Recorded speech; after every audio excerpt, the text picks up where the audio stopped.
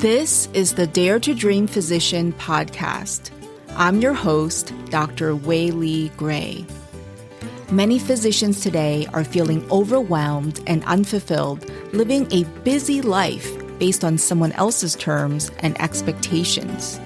My mission is to help physicians figure out what they really want out of life and how to make their dream life come true sooner than they ever imagined.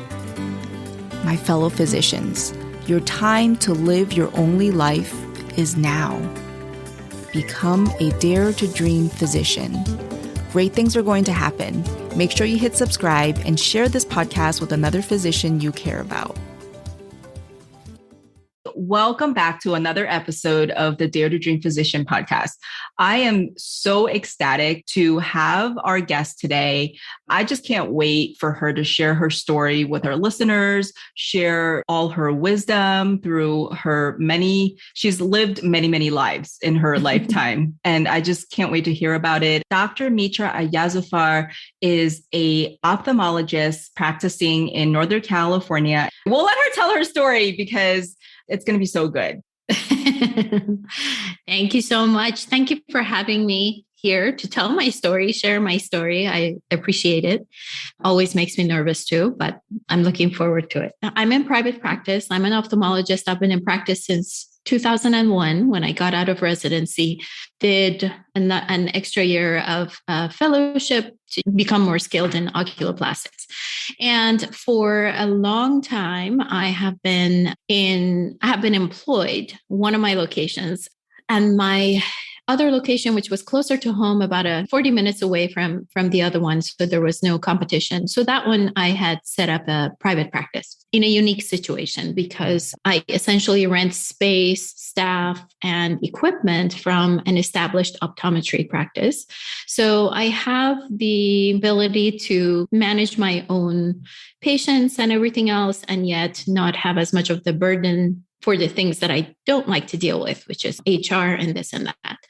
In my other location, which was like 40 minutes away from home, that's the place where I was employed for 13 years. And right before the pandemic, when I realized that perhaps my goals are not in line with that practice was looking at, I decided to set up a similar situation at that location, pretty close to the other practice. So I left the employed position, started up my self-employed location, and right before the pandemic, which was just fantastic timing. But so far, it's worked out well. A little bit difficult in the beginning just because everything had shut down and we were only seeing emergency patients, but then everything has picked up and my old patients have found me. It's a small town. So basically word of mouth has worked for me in this case. Yes. So we had a discussion before our interview and you shared little tidbits about yourself that I just really want to hear more about. So I don't know if you mind, but I would love to just start from the beginning or close to the beginning. I just want to hear more about your story, about where you grew up and how you ended up becoming a physician, because I think there is a lot of richness there. So I was born in Iran, in Tehran to be exact, and I lived there the first 14 years of my life. So we came to the US, I'll backtrack a little bit. Every year in the summers, my parents used to take us either to France or just a couple of weeks just to show us the world. So we would go to Germany or France, or every summer it was something. And this one summer in 1979, the infamous 1979, my parents had decided, we'll just go visit the US. We'd never been. It was a long way away. And they decided we'll just go for 2 weeks and visit the US. Well, that was the time that when we came to the US, that's exactly when the hostage crisis happened. The revolution in Iran happened where they took over the embassy. The students had taken over the embassy and taken all those hostages for so many days. And so our 2-week stay in the US ended up being 14 months. So I was in 5th grade at that time, and 5th grade, and we ended up staying for about 6 months in Houston. And then my dad had a cousin in Southern California. So we ended up going to Southern California after that. But my dad being the only child, his parents had gotten sick and he said, we have to go back. We can't stay here. And my brother and I had gotten used to getting acclimated to life here. And then my parents wanted to go back. Of course, we weren't going to live away from them or stay with family here. So we all went back.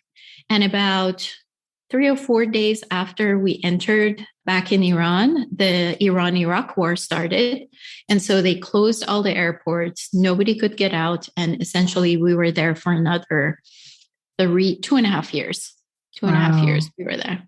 Yeah. What was it like to be in Iran at that time?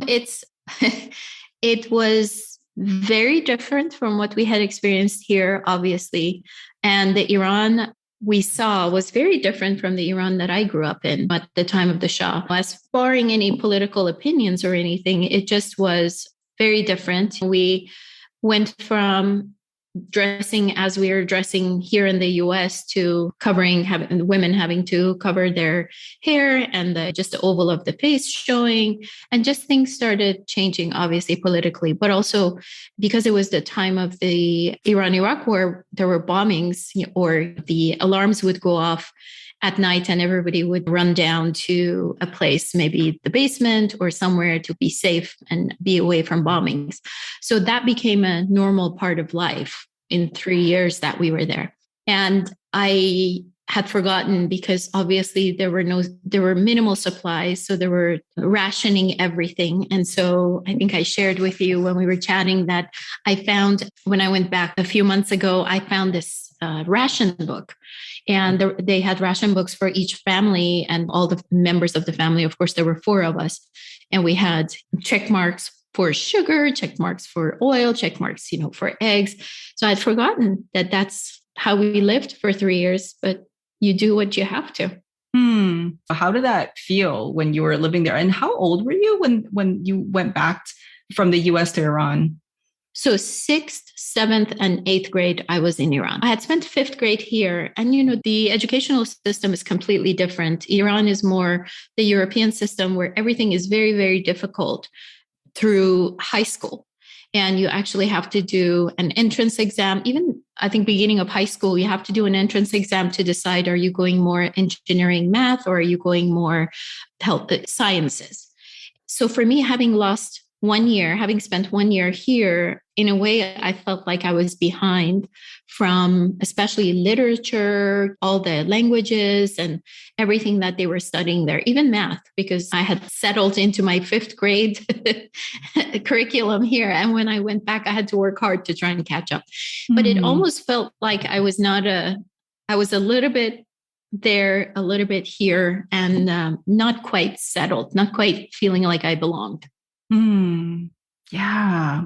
Yeah. And then so you spent 3 years in Iran before your family left again. And in that time, your country was basically at war and going through all these political and social changes. Mm-hmm. So my parents decided, obviously, it would have been easier for them to live there because they knew the language. My father could still work as a civil engineer. My mom had been retired by then because she had worked as a nurse for 20 years. I think the instigator was mainly my brother was 16. And so at the time, there were boys that were teenagers that were 14, 15, 16 that were willingly going to war. They were going to, fight in the Iran-Iraq war. And my brother, obviously, seeing all his classmates and everybody else, my parents were worried that he was becoming influenced. And so they decided we're not going to let that happen. So we left. Essentially, he was 16, I was 14 when we left. Wow. What was that like? I guess you were used to traveling and you had already been in the US, but then this time knowing you were just leaving for good and not just for 2 months. Yeah, obviously, I was very sad to leave my aunts. All of my extended family was in Iran and we were very close. Every single weekend we would go to my mom's sister's house and that was our go-to place. So it was very difficult to leave them behind. It was difficult to make friends in that 3-year period and then leave them behind again. but I definitely understood what the reasoning. Well, I understood, but I wasn't happy about it. I think now I appreciate it a lot more what my parents went through to uproot their whole life and do it for us, do it in order for us to be able to have a better life, have great education, and be able to just have different opportunities. But they gave up everything for us. I will not forget that at all. Yeah, I love that. Yeah. Yeah. And I'm a child of immigrants. Actually, my parents immigrated. My dad actually went to the US on a student visa a month before I was born, and then worked on having us immigrate to the US, my mom and I came when I was about 8 years old. So a little bit younger than you, and, very different experience. But also, like, ever since I was little, even when I was like 5 or 6, that the narrative was, okay, well, your dad's in the US, so eventually you would go to the US. And so I was expecting the immigration, but also not knowing what to expect at all. And there was that a little bit of fear of the unknown.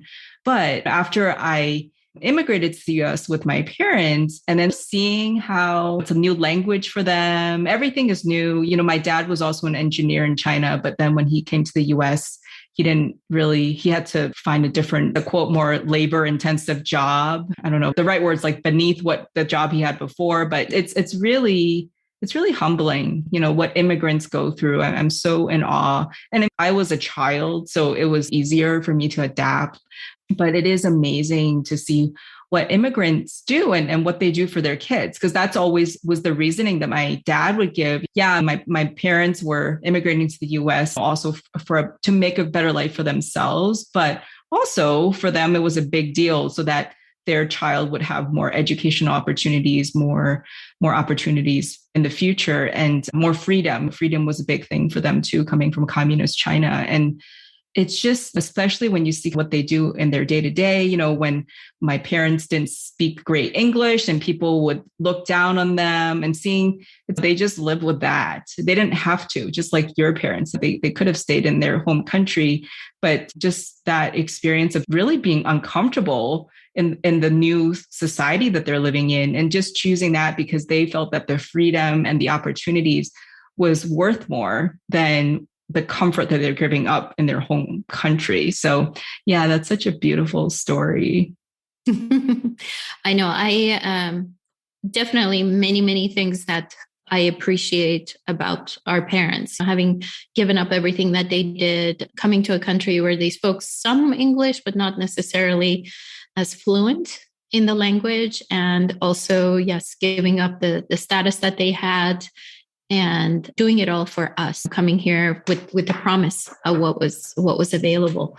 My dad wasn't able to work as a civil engineer. So I think when he came, he had a auto mechanic shop or something like that. So, but he worked hard. He would go every day, morning till night, and just trying to make a life for us. Mm-hmm. Yeah. Yeah. And you then immigrated to the US with your family. And then what was life like then? And how did you go from that to going to medical school? Oh, so yes, I didn't decide that I was going to go to medical school until I was in second year at undergrad at Berkeley. I thought, okay, I'd better really kick it into gear. I'd better start doing something. I knew that I liked medicine. I think I had started working in a GYN office. One of our friends' husband was an OB-GYN, and I would help out in the office with his wife, who was the office manager and just managed everything. But so I had a little bit of exposure, and I thought, okay, well, this is something I would like to do. There's so many different ways that this could go. And my dad would always tell me, make sure that whether you get married or not, make sure that you have a way of supporting yourself in life, because life has twists and turns, and you just want to make sure that you're able to stand up on your own 2 feet, that you don't need anyone. And he's definitely right. And of course, my mom she is one of the most independent people I know, one of the most stubborn people I know too. When I was in undergrad, I studied, I think I took a year off, did research while I was taking the MCAT. And so when I got into medical school, it was on the East Coast. Well, it was in Washington, D.C. So it was away from California. And I moved over there. At that point, my parents had moved back to Iran. It was what year was that? My goodness, must have been 1990, I think. There was another crash that had happened. They lost everything. And so they had to move back. My parents moved back to Iran. And so I was here starting medical school on my own. And my brother was at MIT at that time. So we were both here. And it was an interesting time because I'd never felt I think it's the same with your culture where we're so tight. I always felt, okay, at least if they're here in the US, it's almost they talk about the rug being pulled out from under you. I felt like I had stability. I had a home base, no matter where they were. That was my home base. But when they had to move outside of the US, I was a little bit lost, but I had started medical school at that point. So I had no choice but to focus. Oh, wow. Yeah. And medicine, sort of what you expected. It sounded like you had a little idea of what it looked like to practice medicine, just working in a GYN office. And so, when you did your long schooling and then training and you came out, was it what you thought it would be like? I think I went into medical school thinking I'm definitely going to be a pediatrician. Going to be a pediatrician. Mm-hmm. And of course, at that time, I think there was a shortage of primary care. And so George Washington was encouraging everybody to go into the primary care fields. And when I did my rotation, I loved all of my rotations.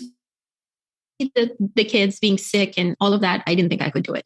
And so I decided that I would do fourth year, you do more subspecialty rotations. And the beginning of my fourth year of medical school, I lucked out where I had urology and neurosurgery and ophthalmology in a 2 weeks, total 6-week period. And so ophthalmology was the first one. And I loved it. I thought, wow, first of all, I love being in a field where it's challenging to be a woman in that field, which is pretty much a lot of fields of medicine. I thought, okay, I can do surgery. That's great. I can see my patients long-term. So continuity of care, that's great. I can actually have a life. I don't have to be in a level 1 trauma institution and be on staff at the hospital. So I can have my own life. I can actually see myself doing this. And it was very interesting. And another thing about that was that I felt like I'm going to be so overwhelmed if I go into internal medicine or anything like that, because there's so much for me to know. And I'm always going to feel like, what if I miss something? I'll come home and I'll feel like I didn't run that test on my patient. And so I thought, 2 eyeballs, how much is there to know about it? So I thought I could master it. And then I realized, there's a specialist even for every single layer of the eye. So overall, it worked out really well. Wow. Yeah. Okay. And so you chose your residency, and I didn't realize that you also did a fellowship in oculoplastics. Mm-hmm. And then did you move back to California then? So when I finished fellowship, we stayed in Rhode Island. So this was at Brown. We stayed in Rhode Island for another few years. So I was chief resident at the program. And then I was an attending at the program also. But then my husband and I at the time had always known that we want to go back. We want to move back to California because all of his family was in Southern California. And I thought that's great because we'll have a nice support when we go there. So he got his job first. So I was still here. I had 2 kids at the time. Well, we had 2 kids at the time. So my son was 2. My daughter was 3.5, 4. And my husband had already found a job in Sacramento. So he had come earlier to scout the place. And then I packed up everything after that and moved back. I didn't have a job at the time because I thought the kids are too young. I want to make sure that they're settled into the school or whoever is going to help us with them. And so I ended up coming back later. So for about 6 months, I was settling everything and then looking for a position, looking for a job. Was that tough? I mean, did you feel like you were sort of going where no ophthalmologist had gone before by moving to an area where you didn't have a job? And it's interesting. Looking back, I would have probably done it differently now. I would have probably had a job in mind and then come over. My main focus at that time was the kids and making sure that they don't feel uprooted just because I moved back and forth, not just from state to state or city to city, but I moved back country to country. And I had sworn that, I had made a promise that if I can help it, I don't want my kids to make friends and leave and have to adjust to a new place and back and forth. When we moved to Northern California, Granite Bay area, I was able to keep that promise because they were in the same school system with the same group of kids. Some people left, but they were always with the same group. So I really felt like it's okay if I have to commute 40 minutes to my second location, but I'm okay to stay here. I'm okay for them to go to the school closer to home. I thought that was very important, very important. I love that. I think that is really admirable. And this shows, as you know, I'm a life planner, and this podcast is about helping people figure out what's really important to them and then designing a life based on that. And I think that's a great example right there. Thinking about how you were uprooted so many times in your childhood by these unplanned travels that turned into 14-month stays, and then by war and, political upheaval, and how that really became an important value to you when you have children to help facilitate a more stable environment for them to grow up in. That's amazing. I love that you didn't even think twice about, because you graduated medical school and finished your residency and fellowship before my time. And I think maybe it's gotten a little bit better over the years, but I just feel like usually in medicine, it's your job comes first, like everything else is secondary. So that's why I was asking whether it felt like it was a rebellious act by not necessarily having a plan and putting your family first as you're moving. So I love that just was very obvious for you to pursue. I have to say, so I had my daughter, first child. When I was in the second year of residency, I found out I was pregnant. I think it was midway through. So I had her in the beginning of third year.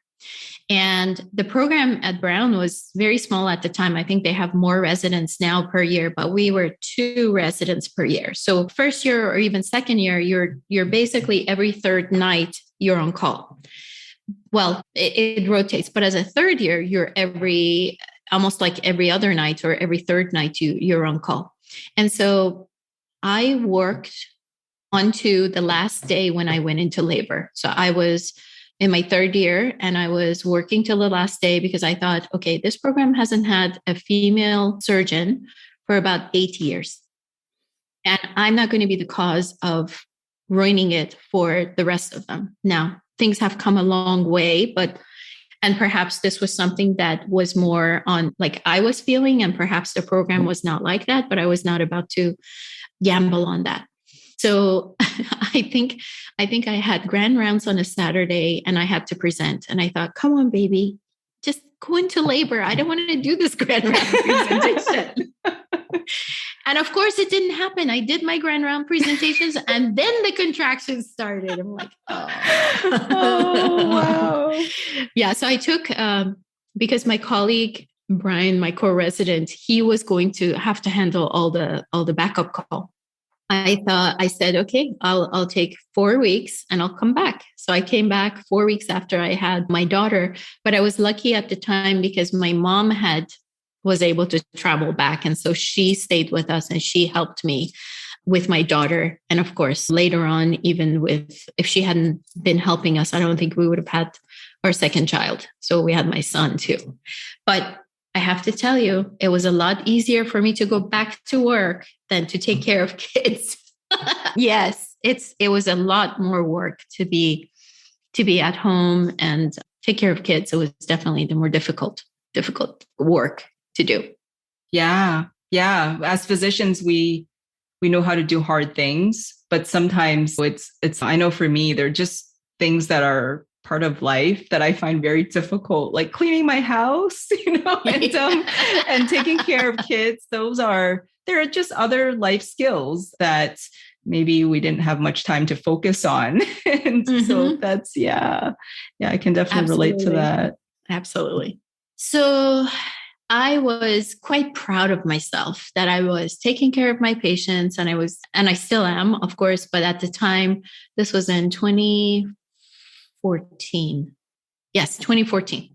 I was employed in the Grass Valley location, and I had my little micro practice closer to home, and I was building that and doing well and taking care of patients, and just proud that I'm doing more than just take care of their eyes and their vision. I was actually connecting with them, and I was very active with working out. So I was doing kickboxing and doing sprint triathlons, just basically feeling, okay, I'm doing everything I should be doing to take care of myself.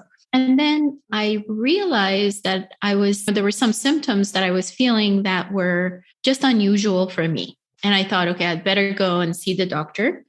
And my primary care saw me, and she said, I don't find anything wrong. And I had just had a GYN exam, I would say in March.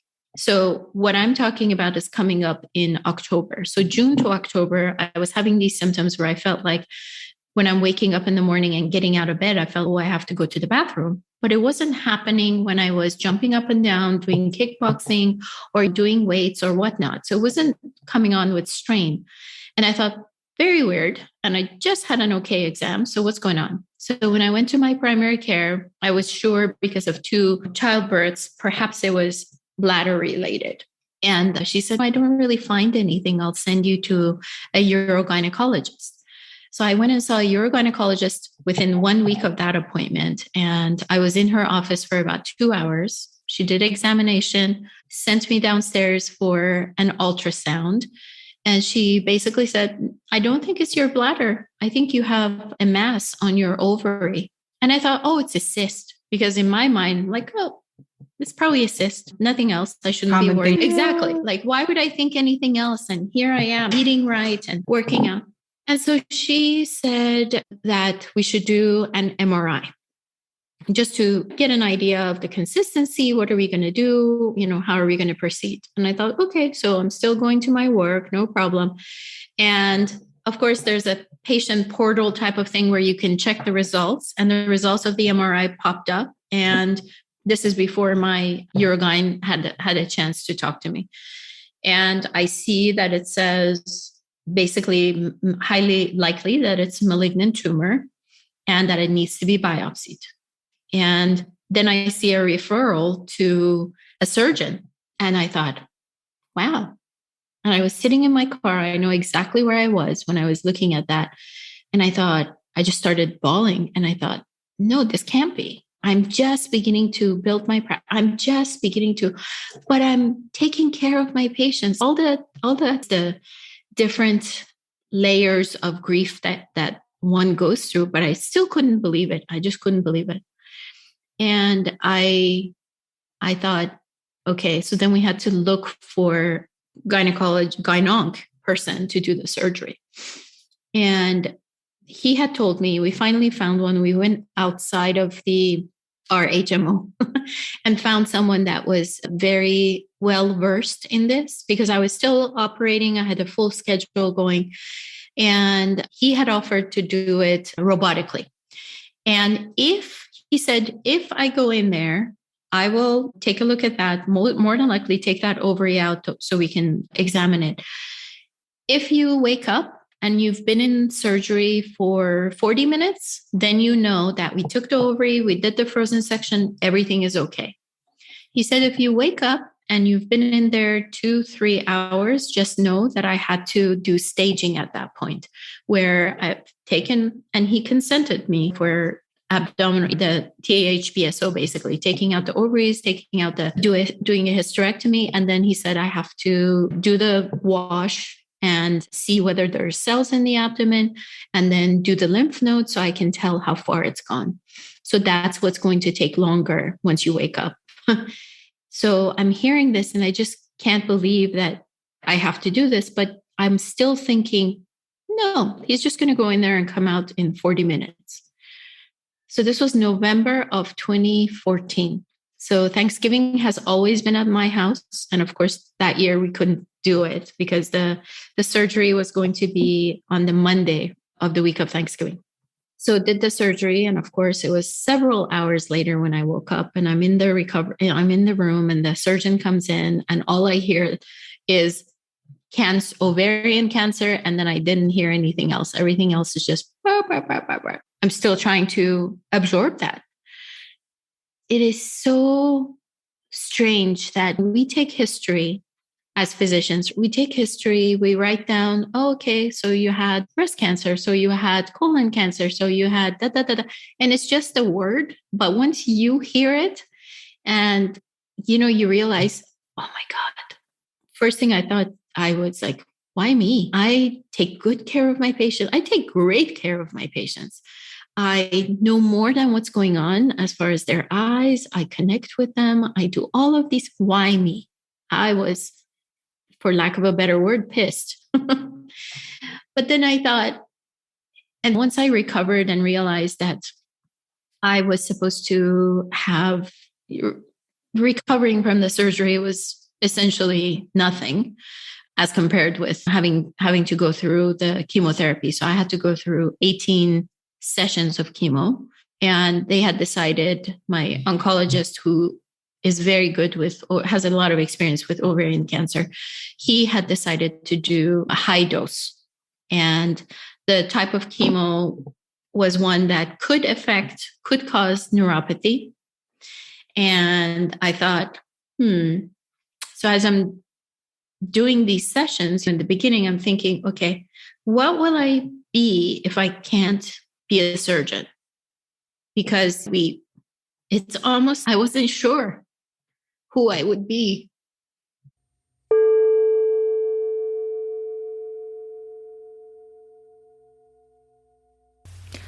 Wow. That was part one of a 2-part interview with Dr. Ayazafar. I'm so grateful and so amazed by what she has shared with us so far. She's been so open and so raw and sharing her experience. I'm just learning so much just by listening to her. I can't wait to share next week's episode with you. It will be an amazing second half of this conversation. So subscribe to this podcast if you haven't already, and make sure you hit play for next week's episode. In the meantime, if you're looking for an ophthalmologist in the Grass Valley and Roseville, California area, you can find Dr. Ayazafar at Capital I Medical Group. She's going to take great care of you. She also does videos and online patient education. So if you want to just learn more about eye health, you can follow her on Facebook, LinkedIn, Instagram. I'll leave all her links in the show notes so you can go and support her. Thanks for listening. Make sure you hit subscribe so you don't miss another episode. If you like this episode, please share it with a friend and give us a 5-star review so we can help more physicians dare to dream and create their most abundant lives. There's also exciting news at the Dare to Dream Physician.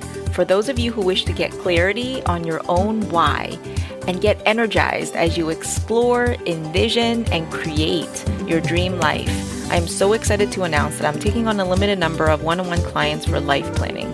To get the complete details and sign up for an exploration meeting, go to my website, daretodreamphysician.com. I really look forward to working with you, and it would be such an honor and privilege for me to be able to help you create your life plan. I truly believe that life planning will transform your life and will give you that energy to pursue your dream life sooner than you ever imagined. See you next week.